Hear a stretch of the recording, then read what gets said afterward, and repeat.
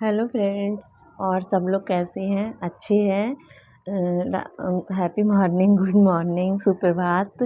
सब लोग अच्छे से हैं ना? चाय नाश्ता सब लोग कर चुके हैं? देखिए आज ना एकादशी है।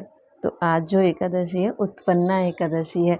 तो आज के इस व्रत का बहुत ही महत्व है, क्योंकि आज के दिन जो है ना ये उत्पन्ना एकादशी जो है उत्पन्न हुई थी। तो अब इसके विषय में हम आपको एक छोटी सी कहानी सुनाते हैं, ये कैसे उत्पन्न हुई थी। तो देखिए ध्यान से सुनिएगा, है ना। और फिर मेरी वीडियो अच्छी लगे ना तो लाइक कमेंट शेयर ज़रूर कीजिएगा। इससे मुझे ना थोड़ा प्रोत्साहन मिलता है। मुझे भी लगता है मैं अच्छी अच्छी वीडियो बनाऊं और अच्छी अच्छी आपको बातें सुनाऊं जो मतलब हो चुकी हैं हकीकत में। मैं बनावटी या काल्पनिक बातें नहीं करती, जो भी हकीकत में वही आप लोगों को बताती हूँ। तो सुनिएगा ज़रा। जैसे ऐसा ना कि ये मूर नामक का दैत्य था, उसने बहुत ही ज़्यादा आतंक फैला रखा था और पूरे मतलब पृथ्वी पर सब पर उसने अपना आधिपत्य जमा लिया।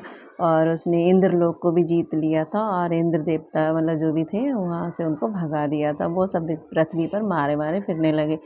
फिर वो आए थे शंकर जी से, उन्होंने प्रार्थना की कि प्रभु हमारा कल्याण करें। तो प्रभु जी ने कहा, शंकर जी ने, कि आप विष्णु भगवान के पास जाएं। तो वो विष्णु भगवान के पास बेचारे गए और वहाँ जाकर उन्होंने प्रार्थना की, उनको जगाया। वो सो रहे थे तो उनको जगाया और जाकर उनसे कहा कि प्रभु हम बहुत परेशान हैं, हम कष्ट में हैं और आप हमें इससे छुटकारा दिलवाइए, क्योंकि हमें ये मूर नामक दैत्य ने परेशान कर रखा। उसने इंद्रासन को भी जीत लिया और हम सब इंद्रलोक के प्राणी जो हैं, वो देवता हैं, वो सब पृथ्वी पर मारे मारे फिर रहे हैं।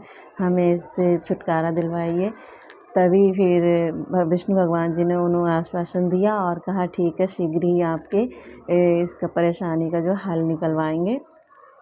फिर वो गए वहाँ, उन्होंने उससे मूर नामक दैत्य से युद्ध किया। और युद्ध करने के बाद ये युद्ध काफ़ी समय तक, करीब 10,000 वर्ष तक चला। फिर इस तरह से सब कुछ होते होते फिर प्रभु जो हैं विष्णु भगवान जी थक गए थे। तो वो एक हेम ऋषा नामक जो गुफा थी उसमें जाकर विश्राम करने लगे। और वहाँ विश्राम कर रहे थे तो वो सो गए, निंद्रा में थे। तो वो 12 योजन की गुफा थी, उसका एक ही द्वार था और आने का जाने का। तो वो सो रहे थे, तभी वो पीछे पीछे जो मूर नामक दैत्य था वो भी पहुंच गया वहाँ पर। और विष्णु भगवान जी को मारने के लिए उसने अस्त्र उठाए। तभी एक चमत्कार होता है और वहाँ उनके अंग से एक कन्या उत्पन्न होती है। वो कन्या उस दैत्य से युद्ध करती है और युद्ध करती है, बहुत सारा युद्ध करती है, अस्त्रों शस्त्रों से युद्ध करती है। फिर मल युद्ध करती है और उसको मूर्छित कर देती है। फिर जब वो मूर्छित हो जाता है और मूर्छित होने के बाद जब वो होश में आता है, तब वो देखता है कि मतलब जैसे ही वो होश में आता है वैसे ही वो कन्या जो है उसका शीश काट करके उसको मतलब मौत के घाट उतार देती है। इस तरह से उस मूर नामक दैत्य का अंत होता है। फिर वो विष्णु भगवान जी आते हैं, वो बोलते हैं कि इसको किसने मारा है। जब वो निंद्रा उनकी टूटती है तब वो कन्या कहती है, प्रभु इसको हमने मारा है। और तो बोलते हैं, आप कहाँ से आए हो, कौन हो। तो उसने फिर बताया कि प्रभु आप जब निंद्रा में थे तब ये दैत्य आपको मारने आया, फिर मैं आपके अंग से उत्पन्न होकर मैंने इसका वध कर दिया। इस तरह से तो प्रभु तो बोले, अच्छा, इस तरह से उत्पन्ना एकादशी मतलब इसीलिए वो एकादशी यानी 11 के दिन उत्पन्न हुई हैं और इसीलिए उनका नाम उत्पन्ना था। और जो लोग भी मतलब, तो विष्णु भगवान जी को भी ये एकादशी जो है 11 बहुत प्रिय है, ये तिथि उनको बहुत प्रिय है। जो लोग ये एकादशी का व्रत करते हैं और श्रद्धा भक्ति से, तो वो लोग मोक्ष को प्राप्त करके सीधे वैकुंठ धाम में विष्णु लोक में जाते हैं और यहाँ पर भी सब अच्छे से सुख भोगते हैं, सब अच्छे से। इसीलिए एकादशी का व्रत यहीं से शुरू हुआ। अगर किसी को भी माता बहनों को या भाइयों को एकादशी का व्रत प्रारंभ करना हो तो वो उत्पन्ना एकादशी से ही अपना व्रत शुरू करें, क्योंकि उत्पन्ना एकादशी से व्रत करना हो मतलब शुभ माना जाता है।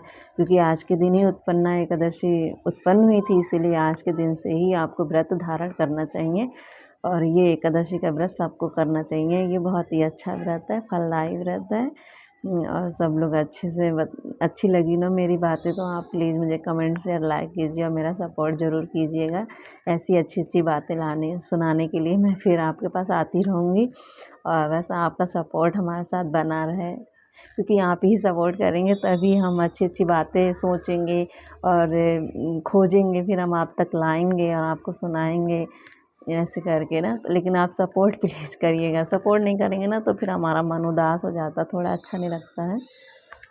चलिए ठीक है, सब लोग प्रभु भक्ति में अपना मन लगाइए, काम कीजिए, तरक्की कीजिए, बुलंदियों को छूइए, खूब अच्छे से खुश रहिए, मस्त रहिए। राधे राधे।